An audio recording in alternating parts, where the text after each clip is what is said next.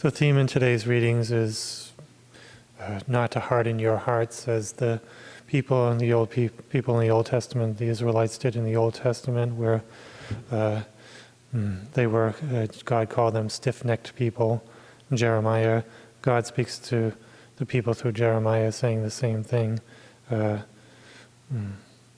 They obeyed not, nor did they heed. They walked in the hardness of their evil hearts and turned their backs, not their faces to me.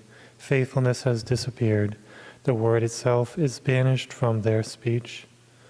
And the responsorial psalm, if today you hear his voice, harden not your hearts. The sort of a refrain we hear throughout this Easter liturgy.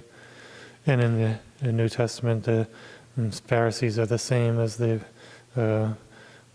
people in the Old Testament who persecuted the prophets and killed them, didn't listen to them, didn't listen to Jeremiah. They do the same to our Lord. They didn't listen to Jesus. They had hardened their heart to our Lord.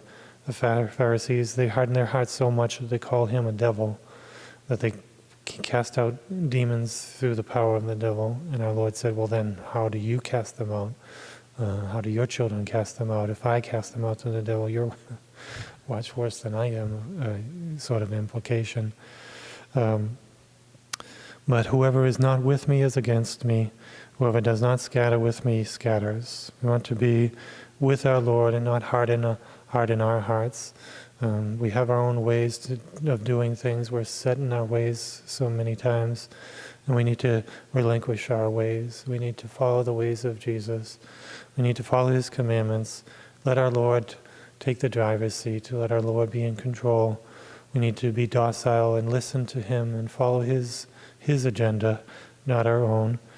Follow his commandments. We're here to serve.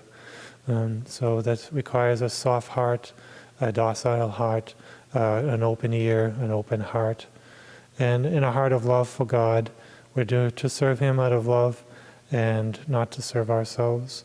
So that's our theme to ring through our ears today, not to harden our hearts, but to be open to listen and to be docile, to be lovingly obedient to our Lord, to follow his direction, guidance, instruction.